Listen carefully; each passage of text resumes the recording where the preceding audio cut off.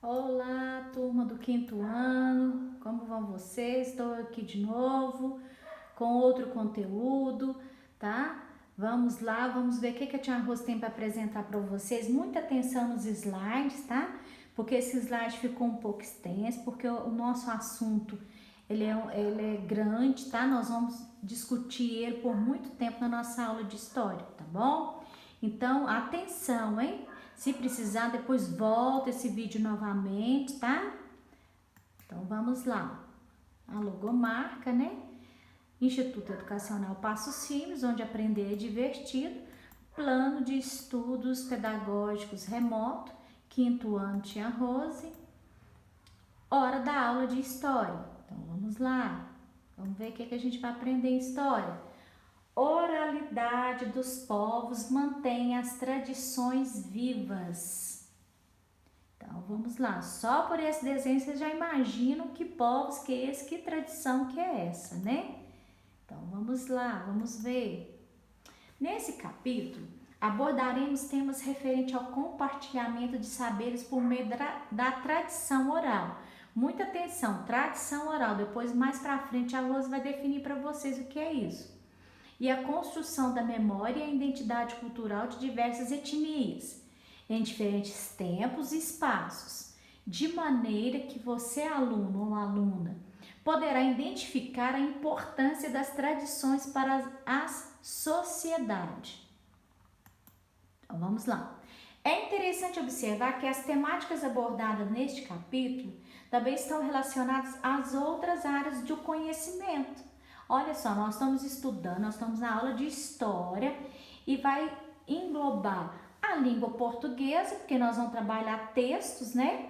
Então, nesses textos a gente aprendeu em português os diferentes gêneros textuais e ao mesmo tempo também nós vamos trabalhar geografia, porque a gente vai estudar, não nessa aula de hoje, mas nesse capítulo nós vamos estudar mapas também história, que está dentro da área de conhecimento de geografia, que o mapa vai servir para identificar a localização de algumas etnias que nós vamos ver no decorrer deste conteúdo.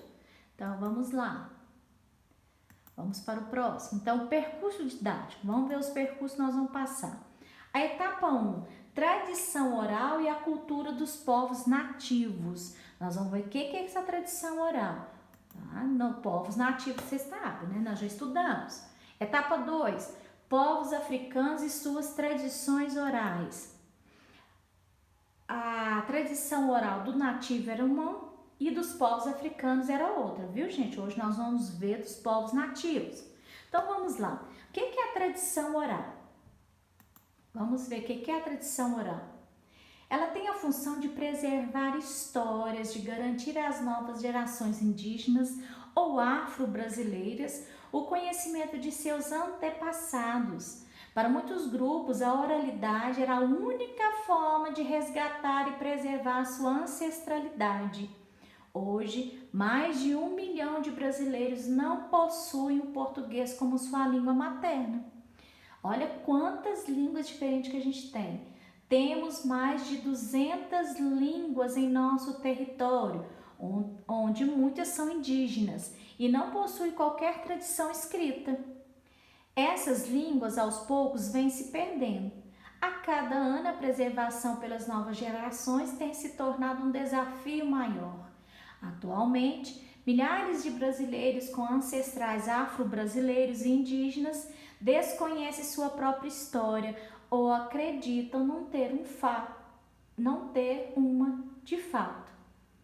Então, gente, nesse tempo, né, dos nativos, eles não sabiam escrever, tá? Para deixar escrito, para deixar documentado, né?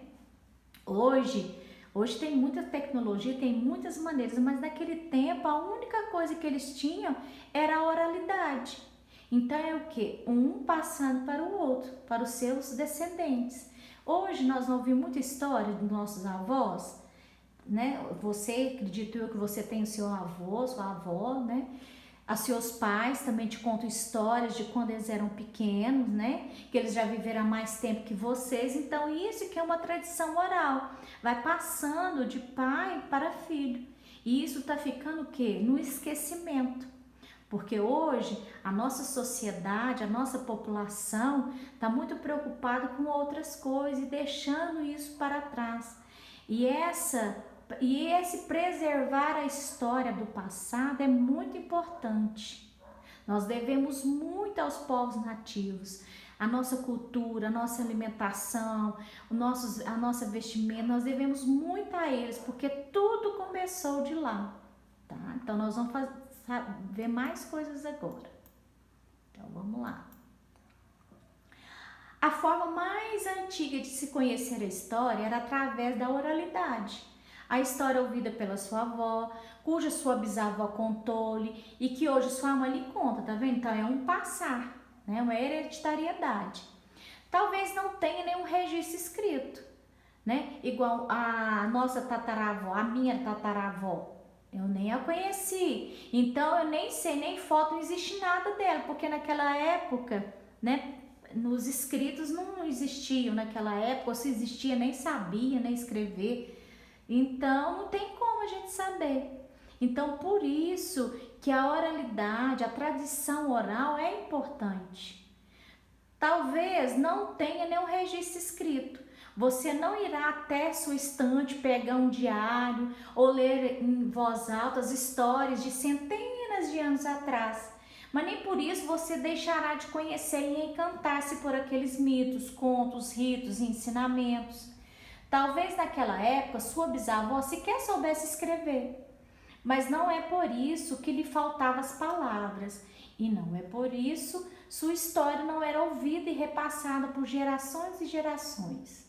A verdade é que, para conhecermos uma história, não precisamos da letra escrita, mas sim da palavra falada.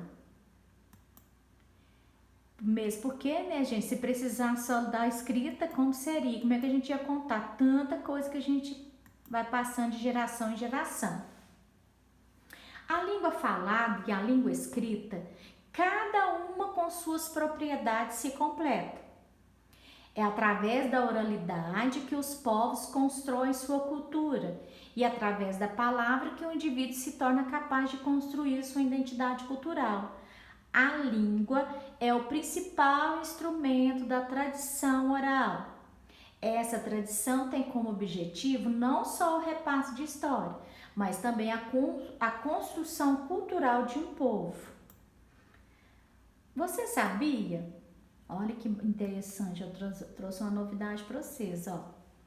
Os escravos das fazendas do interior de Minas Gerais falavam entre si uma língua afro-brasileira para que os senhores de engenho não pudessem entender o que eles falavam. Então era igual um código, né? Eles não entendiam a língua deles, então eles conversavam numa língua afro-brasileira que os senhores de engenho não entendiam. E nessa fala deles, nessa língua, nesse modo de falar deles, era onde eles combinavam as fugas, né, para os quilombos, né? Porque eles viviam tanto tempo na senzala, trabalhando a sol, a pino, né, o dia todo, não recebiam nenhum tipo de salário, nenhum tipo de pagamento, nada. Então o que que eles faziam? Quando eles entravam para a senzala, eles começavam a falar essa língua afro-brasileira e lá eles entre eles combinavam essas fugas. Eles não entendendo a língua, não tinha como eles saber o que que eles estavam conversando. Então vamos lá para o próximo. Agora nós vamos para a apostila volume 2, na página 13, e vamos colocar em prática o que você aprendeu nas apresentações feitas nessa aula de hoje. Então vamos lá, tchau, até a próxima aula.